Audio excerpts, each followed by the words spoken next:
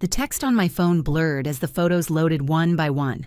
My parents' beaming faces, my sister's perfectly posed arm around my brother, champagne glasses raised in a toast, all of them celebrating at my brother's new apartment at the exact moment they were supposed to be at mine. My fingers tightened around the phone until my knuckles burned white. In my pristine kitchen, a feast I'd spent 2 days preparing sat untouched on gleaming platters. Candles that had burned for hours now melted into sad puddles of wax. The banner I'd hung, "Home Sweet Home," seemed to mock me from across the room. I scrolled through more photos, each one a fresh wound, my mother kissing my brother's cheek, my father's proud hand on his shoulder, my sister's caption beneath it all, "So proud of our golden boy. Finally settled into his new place. Family over everything.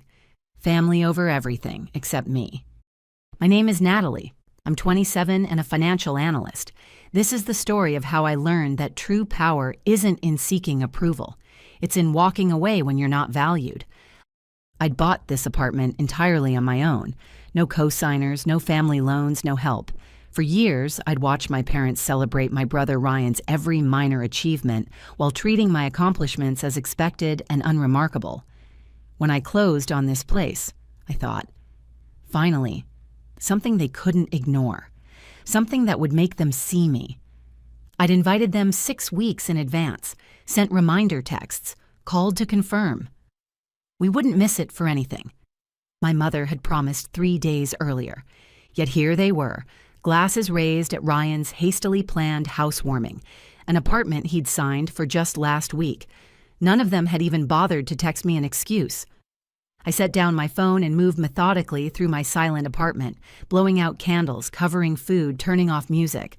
The space that was supposed to echo with congratulations and laughter now amplified my solitude. I was switching off the last light when my phone lit up with notifications. "Mom, we need to talk now." "Dad, call your mother immediately." Ryan, "Hey sis, kind of in a situation, need to talk ASAP." After ignoring me all evening, suddenly I was urgently needed. I switched my phone to silent and placed it face down on my nightstand. Whatever crisis they were facing, it could wait until morning, just as I had waited all evening for a family that never arrived. Sunlight streamed through my new curtains when I finally checked my phone. 27 missed calls, 43 text messages, 6 voicemails, all from my mother, each more frantic than the last. I made coffee and sat by the window, scrolling through the messages while the morning light warmed my face. "Mom, Natalie, this is serious. Call me back." "Mom, why are you ignoring us when we need you?" "Dad, your brother is in trouble. Stop being childish and pick up." I played the most recent voicemail. My mother's voice trembled, stripped of its usual superiority. "Natalie, something's happened. It's about Ryan's apartment. We need your help. It's urgent. Please call me back." I almost laughed. Help. They needed my help. The same people who couldn't spare 3 hours for my housewarming now expected me to drop everything for them. I sipped my coffee, savoring the bitter warmth as I let the message repeat. By noon, curiosity won out. I answered my mother's next call. "Natalie, thank God." She breathed. "We've been trying to reach you all night." "I was busy," I replied, my voice deliberately flat. "What's so urgent?" "It's about Ryan's apartment," she whispered as though someone might overhear. "There's been a complication with the financing." "What kind of complication?" "The bank called yesterday. They're questioning some of the information on his application, something about income verification." Her voice dropped even lower. "He might have exaggerated a few details." I closed my eyes. Of course. Ryan had lied on his mortgage application, and now they wanted me to help fix it. "And this concerns me how?" I asked. "We thought..." She paused. "We thought you might be able to help with some of the payments, just until he gets back on his feet." "You want me to pay for his apartment? After you all skipped my housewarming to celebrate his?" Silence stretched between us. Then my father's voice boomed suddenly on speakerphone. "Don't be dramatic, Natalie. We had to support your brother. This is his first big step. You know how important this is to him. And my housewarming wasn't important? That's different. My mother jumped in. You're established, independent. You don't need the same support. So established that you now need my money, I said quietly. It's just family helping family, my father insisted. You've always been the responsible one, the sensible one. Sensible enough to buy an apartment I can actually afford. My mother's voice hardened. Natalie, don't be difficult. You're single, no kids, good job, you can spare it. Family sticks together. I laughed, the sound harsh even to my own ears. Family sticks together? You couldn't even stick to your promise to attend my housewarming. You toasted Ryan while I sat alone with a table full of food no one ate, and now you want my money. The silence that followed tasted like fear. Natalie, my father finally said, his voice unnaturally gentle. Don't make this harder than it has to be. It's just money. Exactly, I replied, ice coating each word. My money, my life, and for once, it's not yours to take. I hung up before they could respond, my hand shaking not from guilt, but from something unfamiliar, power. For the first time, I wasn't the forgotten daughter begging for scraps of attention. I was the one they needed, and I had just denied them. The next morning, I awoke to more missed calls and a growing sense of satisfaction. The tables had finally turned, and for once, I wasn't the one left waiting and wondering. The knocking started at 7:42 the next morning. I peered through the peephole to see my mother standing in the hallway, her hair unusually disheveled, her smile strained as she raised her hand to knock again. I opened the door just wide enough to block the entrance. It's early.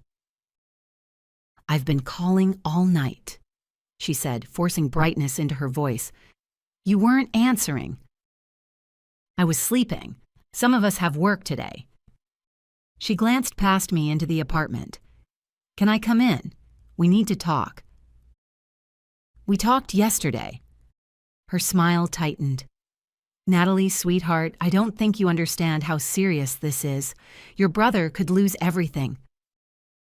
He should have thought about that before signing papers he couldn't afford. We told him you'd help, she blurted out. You've always been the dependable one. Please, Natalie, just a little loan. We'll pay you back. The word loan hit me like a slap. I thought of the birthdays they'd missed, the graduations they'd left early, the years they'd spent telling me I'd never shine as brightly as Ryan. Funny, I said. How I'm dependable when you need money, but invisible when I need support.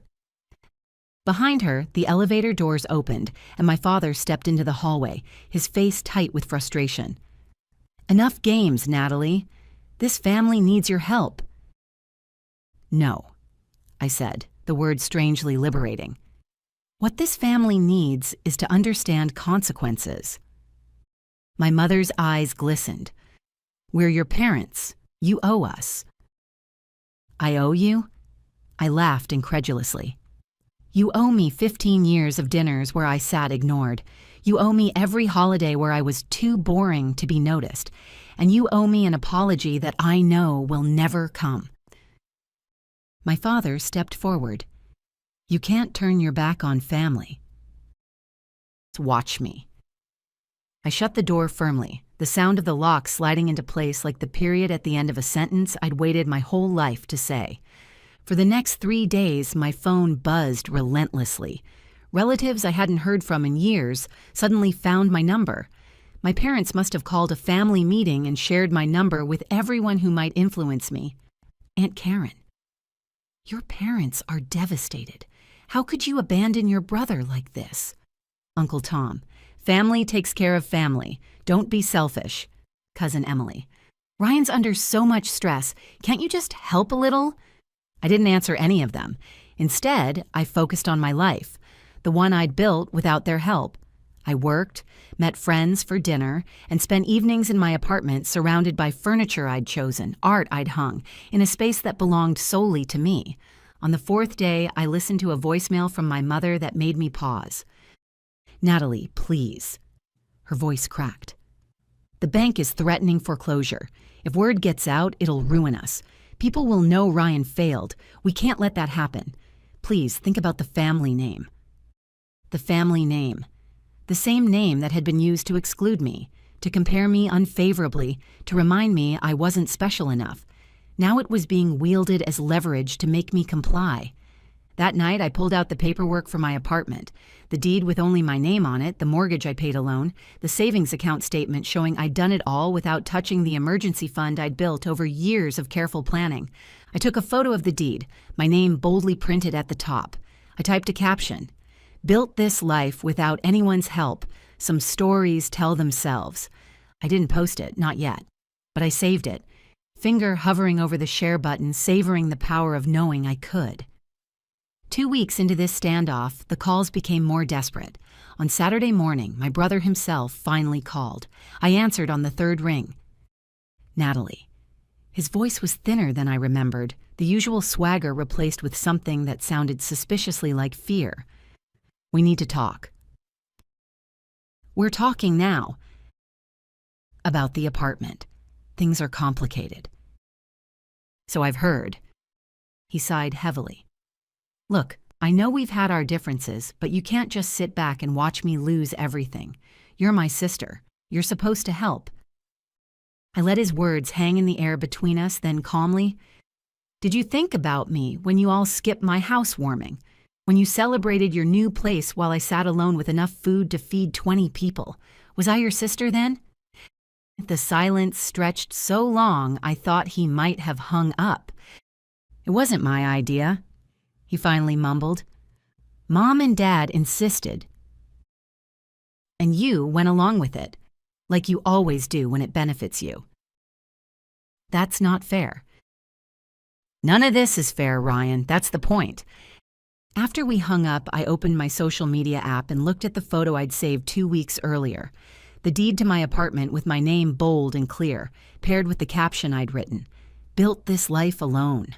Some stories tell themselves." I hit share.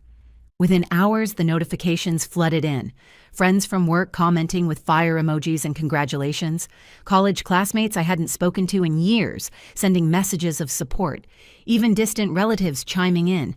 Some shocked, some supportive, all of them suddenly very aware of my achievement. By morning, my mother's text arrived, just as I'd expected. "Natalie, take that post down immediately. People are asking questions. You're humiliating us." I replied, "Funny. I remember feeling the same way when you all humiliated me. Difference is, I have proof, and I'm not deleting it." The weight shifted again. For years, they had held power over me with their silence, their favoritism, their exclusion. But now their silence was the prison, and I was the one holding the key. The ripple effects spread quickly. My cousin texted that people at church were whispering about how my parents had forgotten their own daughter's housewarming. She'd heard it during Sunday service when 2 ladies behind her couldn't stop discussing it. My sister's roommate mentioned that coworkers were questioning my brother about moving into an apartment he couldn't afford without begging his sister for help. Word had gotten around their office after Ryan had taken several panicked calls from the bank during work hours. I hadn't said anything beyond that single caption, but the truth, paired with silence, was more damning than any explanation I could have offered. 3 weeks after my post, the knocking returned, more insistent this time. Through the peephole, I saw them all. My parents, Ryan, and my sister Olivia. I hadn't seen all 4 of them together since Christmas. I opened the door and leaned against the frame, arms crossed. Well, if it isn't the family that suddenly remembers where I live. My mother's mascara was smudged, her hands twisting nervously at her sides. "Natalie, please. You have to take down that post. We can't go anywhere without people whispering. Your brother's reputation is ruined. We're drowning in humiliation." "Sounds painful," I said quietly. "Being ignored. Feeling humiliated. I wonder what that's like." My father, his voice usually commanding, sounded deflated. "We made a mistake. We should have been here for you, but don't destroy us over one night." I let them stand in the hallway, the irony hanging thick in the air. One night, for them, it was one night. For me, it had been years of nights, birthdays, holidays, achievements systematically minimized or ignored. "You taught me I was disposable," I said finally. "Now everyone sees the truth. You disposed of me first." Ryan tried to step forward. "Nat, please." I raised my hand. "You don't get to rewrite this anymore. You left me alone once. Now you get to feel what that's like."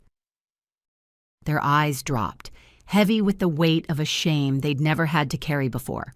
I shut the door gently, not with anger, but with finality. 6 months passed, and Thanksgiving arrived with a warmth I hadn't felt in years.